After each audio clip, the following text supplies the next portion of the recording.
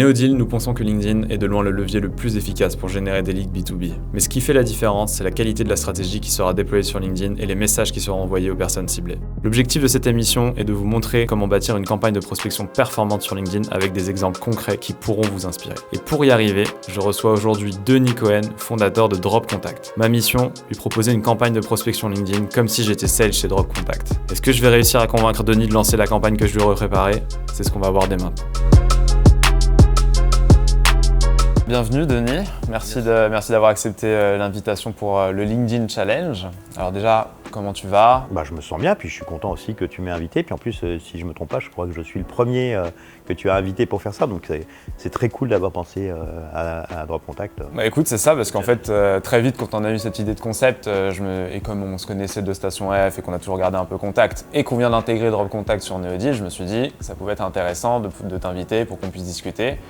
Et que tu me dises un peu en termes de stratégie LinkedIn, toi quel est ton ressenti et peut-être quels sont aussi toi tes conseils et tes remarques. Rapidement, comment ça va se passer? Première partie, je vais te poser des questions pour en savoir plus sur Drop Contact parce que moi mon but c'est de créer une campagne comme si j'étais sales pour toi. Une deuxième partie ensuite où je vais préparer les campagnes un peu dans mon coin. Et puis ensuite je te présenterai les messages, on verra un peu tes réactions. Et puis bien sûr la fin, est-ce que tu vas décider de lancer ou pas la campagne. Toi aujourd'hui, tu es le fondateur de Drop Contact, mais si on revient un peu aux origines, comment tu as eu l'idée de Drop Contact? Dans mon parcours professionnel, en fait, je me suis toujours rendu compte que la partie, les équipes marketing et sales, en fait, passaient énormément de temps sur nettoyer, enrichir, avoir plein de problèmes sur les contacts sur lesquels en fait on perd plein de temps. Quand tu es sales par exemple, au lieu d'être au téléphone, au lieu de négocier, au lieu de présenter, préparer tes propals, etc., tu es en train de faire des tâches qui finalement n'ont pas de valeur ajoutée au sens intellectuel, mais tu as impérativement besoin de ça. Et donc tu as une perte de temps. Je n'ai jamais trouvé de solution qui fixait ce problème de gérer, d'avoir des contacts en fait de qualité, enrichis, mis à jour et dédoublonnés. Et c'est ce que fait Drop Contact en fait. Est-ce que tu peux nous donner un peu quelques chiffres clés de aujourd'hui Drop Contact, en termes de clientèle, peut-être en termes de chiffre d'affaires? Ouais, quelques chiffres.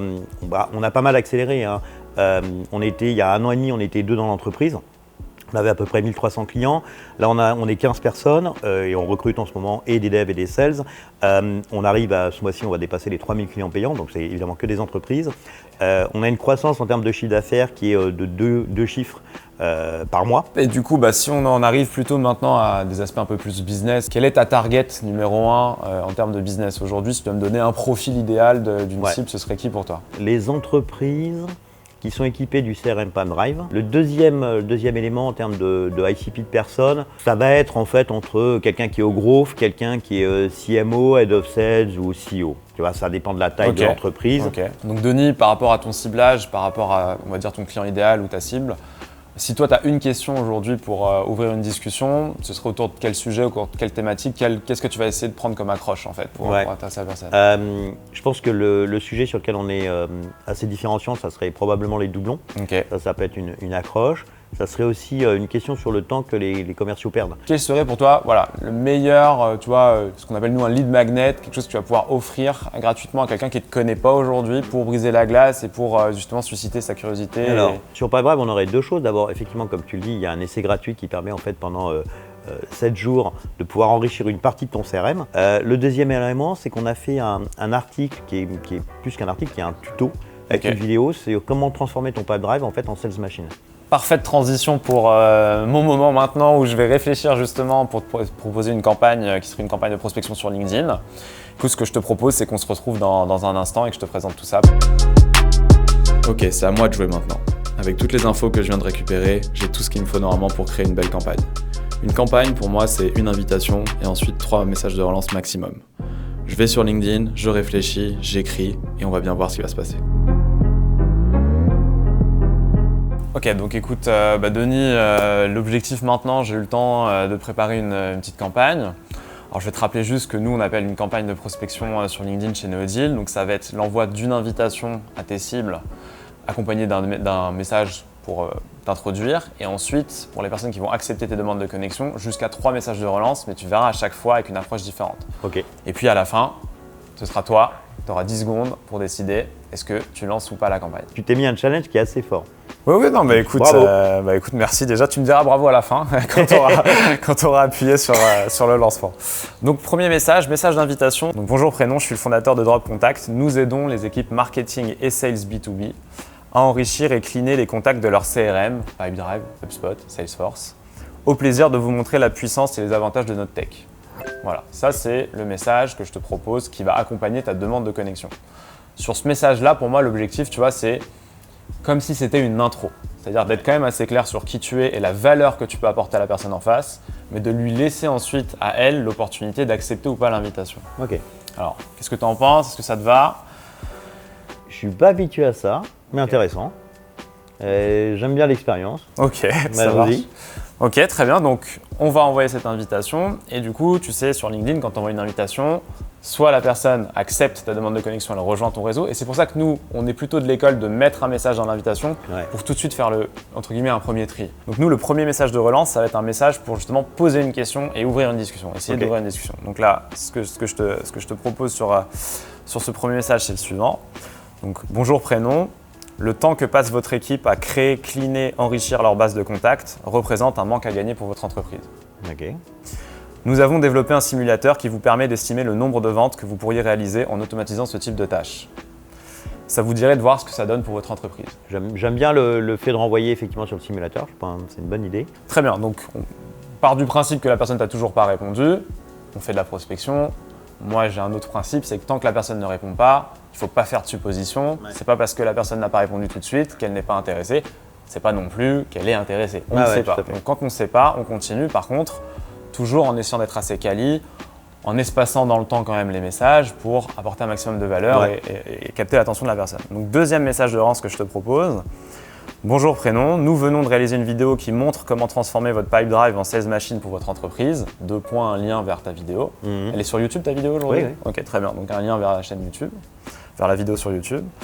Et la question pour terminer, pensez-vous que votre équipe optimise l'utilisation de leur Pipedrive actuellement? Ouais, pas mal. Voilà, pareil, tu vois, tu apportes de la valeur et t'enchaînes sur une question pour te challenger, pour essayer d'ouvrir une discussion. Troisième message, donc là, la personne t'a toujours pas répondu. Nous, on s'arrête à 3 relances. Ouais. Parce qu'on, pareil, on estime qu'encore une fois, on essaie d'apporter de la valeur. Maintenant, si à un moment la personne te répond pas, il y a d'autres stratégies, dont par exemple derrière de l'enrichissement drop contact, de l'emailing, du phoning ou autre après une phase LinkedIn. Mais voilà, on a fait un message d'invitation, 3 messages de relance, le tout, nous on l'espace sur un mois pour que tu saches quand même en termes de temps. Ok, donc dernier message, nous c'est un peu le message pour clôturer ta campagne avec classe, tu vois, en montrant qu'en gros tu vas pas continuer comme ça sans arrêt à solliciter la personne. Donc ce serait bonjour prénom, jusqu'à présent nous n'avons pas eu l'occasion d'échanger. Bon, moi j'aime bien mettre un petit emoji un peu triste pour essayer de toucher le cœur de la personne en face parce que quand même tu lui as apporté un simulateur, tu lui as apporté une vidéo, enfin voilà. Ça marche l'émotion. Pourtant, je suis convaincu que Drop Contact pourrait vous aider à enrichir et cleaner votre CRM automatiquement. Donc là, on rappelle le bénéfice de l'intro pour que vous puissiez vous concentrer sur des activités à plus forte valeur ajoutée. Et là, on termine par « au plaisir d'en discuter avec vous prochainement ». Donc tu vois, on ne va pas ressolliciter la personne, on laisse une porte ouverte. Je te rappelle le bénéfice et la valeur que je peux t'apporter. Et là, par contre, pour ce dernier message, on va signer. C'est-à-dire que moi, sur LinkedIn, je ne signe jamais, c'est normal, sauf justement, c'est le dernier message pour que la personne, si elle souhaite te recontacter, elle ait ton numéro de téléphone, ah oui, d'accord, ton tu veux dire email. mettre le téléphone, ok. Voilà. Il y a peut-être un élément qui bien me sûr. manque. Je trouve qu'il manque la partie preuve sociale, référence client. Je pense que dans les messages tels qu'ils sont aujourd'hui, là, tels que tu me les as présentés, je pense que la preuve sociale peut être une réassurance qui pourrait donner un petit point un peu plus fort dans la masse des messages que l'on peut recevoir. Et je pense que celle-ci, pour le coup, on a quelques belles références. Non, mais tu as raison, c'est une très bonne stratégie. Sur ces références, nous, tu vois, dans le deuxième message, on dit justement c'est le moment où il faut faire la preuve. Là, j'ai mis en avant ta vidéo YouTube. On aurait très bien pu mettre un use case, une success story, drop contact avec un client.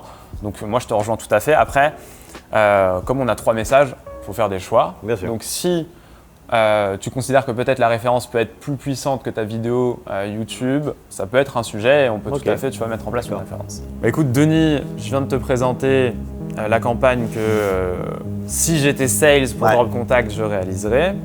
Et on arrive au moment décisif où tu vas avoir 10 secondes pour réfléchir et décider de lancer ou pas la campagne. Moi, j'ai un grand principe en fait dans tout ce qui est marketing et sales, et c'est ça que j'aime bien dans le mindset en fait du growth et du growth hacking, c'est qu'en fait tu es sûr de rien. Et donc, il faut tester. Oui, effectivement, il faut lancer, tester et en prendre les enseignements. Ok, bah écoute, merci beaucoup Denis Merci d'avoir André. participé et puis on se reverra peut-être prochainement pour les résultats justement pour Ok. voir un peu ce que ça a donné Top. et puis pour qu'on puisse en discuter.